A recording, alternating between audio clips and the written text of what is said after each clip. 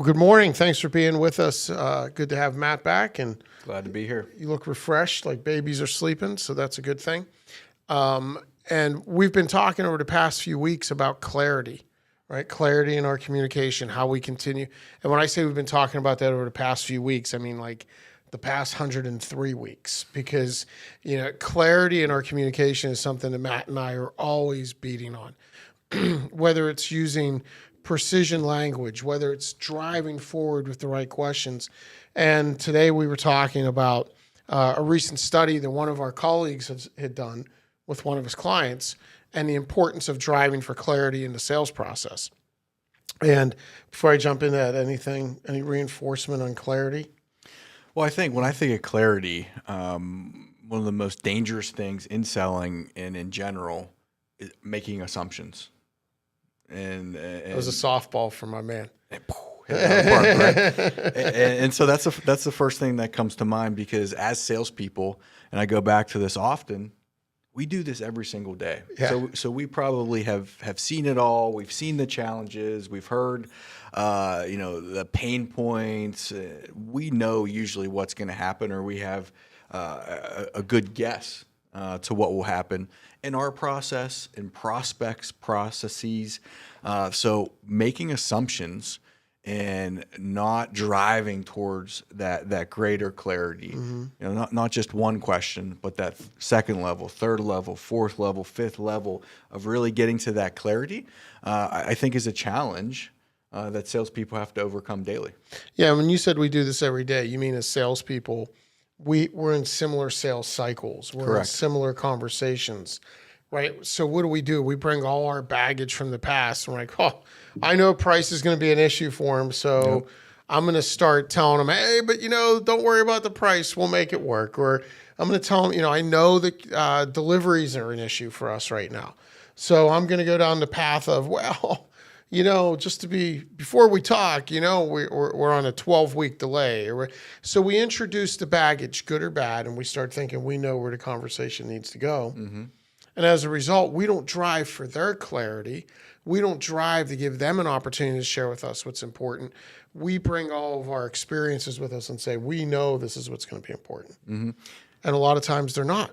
A lot of times we guess wrong. And I've stolen a lot from you over the years, whether you know it or not, and I just claim it as my own now. Good. But one of the things that always stuck with me, you saying being successful by being the dumbest guy in the room. I'm like, what the heck does that mean? I've perfected that. Yeah.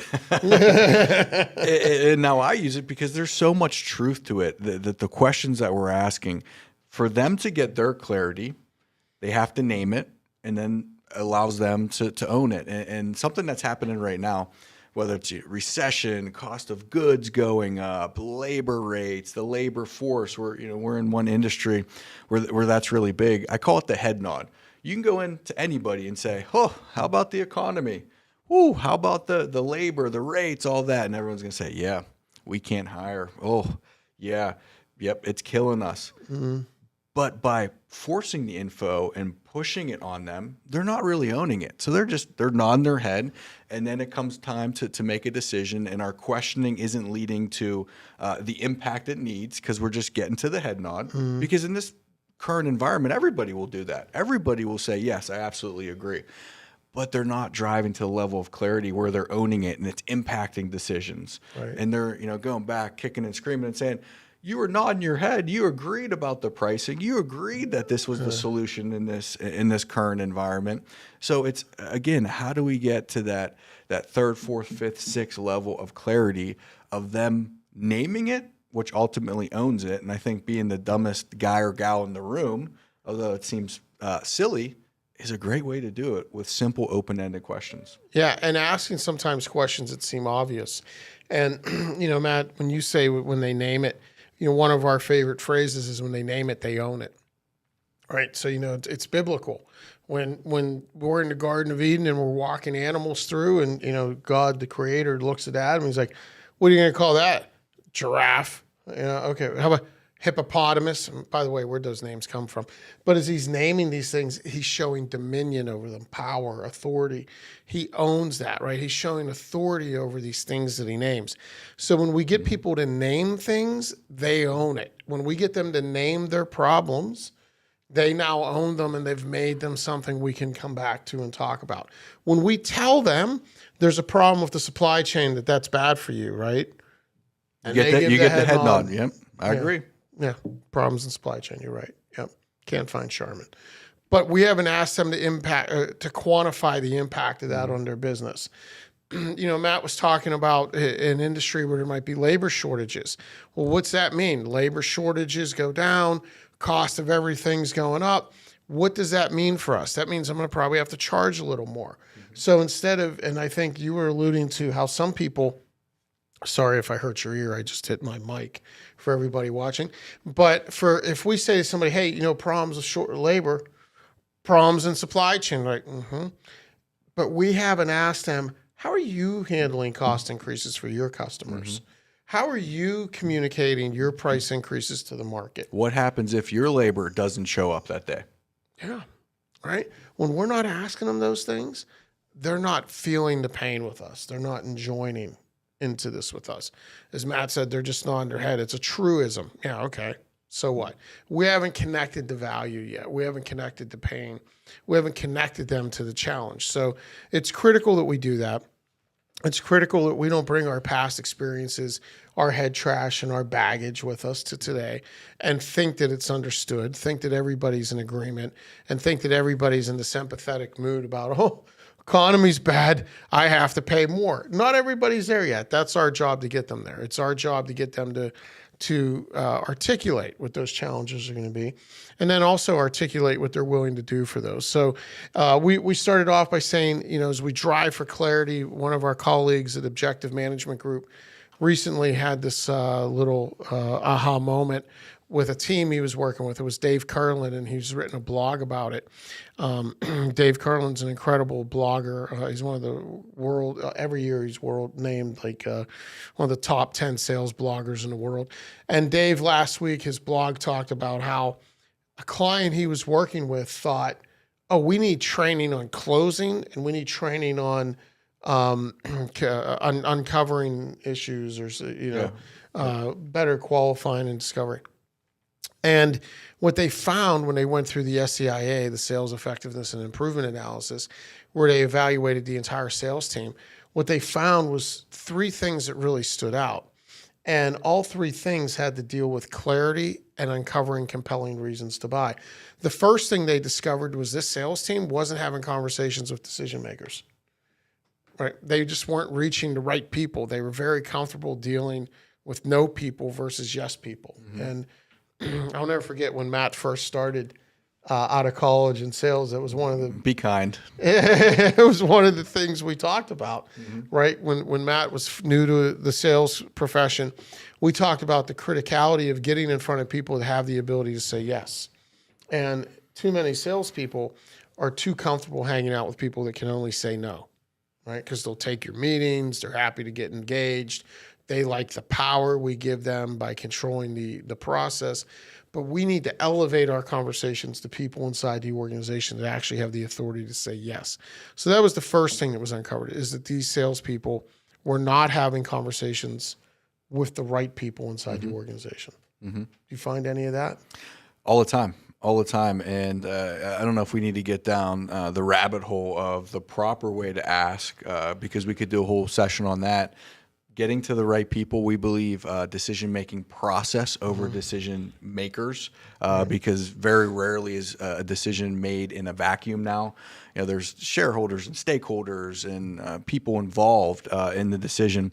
And so the easiest way we like to do it is walk me through your process from here. When I bring back that proposal, or we get to this stage, walk me through your process. What happens next? So we could probably put a pin in it there, or we'll go down a whole nother tangent. But what was might want to number two? make a note. If we make a note, we might want to address that because there's a lot of nuances with it.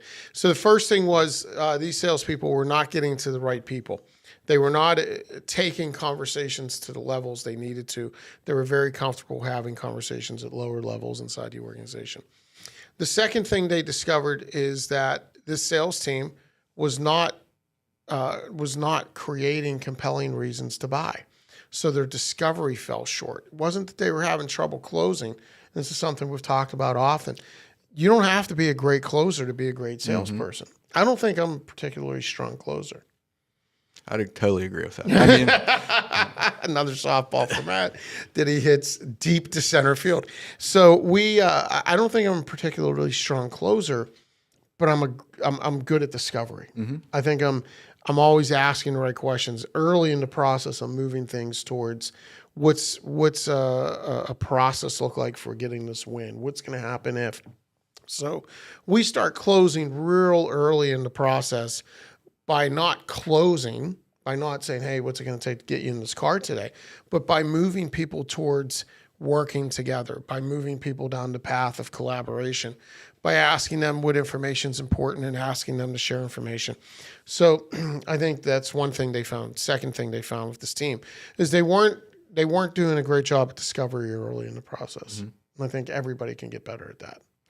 Not only the discovery, but I think proactively thinking about getting the prospect to think about potential barriers. That's right. Or potential roadblocks that might slow down urgency. So again, we won't go too deep, but what's the best way to circumvent that, or at least getting those wheels in motion early? One thing questions. Very big fan of those. What's the one reason why you'd say no? When we chat next week, what's the one reason why this could potentially lose momentum? Very versatile. One thing questions are much different than anything questions. We'll put a pin in that. What's number three? Number three is they didn't sell value. They thought they were selling value, but they didn't actually sell value. They didn't convey value. And value, what we find, and I think the greatest mistake with people that are trying to sell value, is they tell somebody the value. And if we're telling somebody what the value of our product is, what the value of our service might be, we're not selling value. Telling somebody what the value is in our estimation, right, is not selling value. It's not giving them an opportunity to say why they find this valuable. It's not giving them an opportunity to say what problem it's going to solve for them, how it's going to make life easier for them, how it's going to allow them to engage with their customer base better, how it's going to allow them to serve their employees better, how it's going to create greater profitability for them. It's not giving them any of those opportunities. When we go in and we tell people what our value is continuously, and we do it from our eyes, that's not selling value. And there's a lot there. That's making assumptions.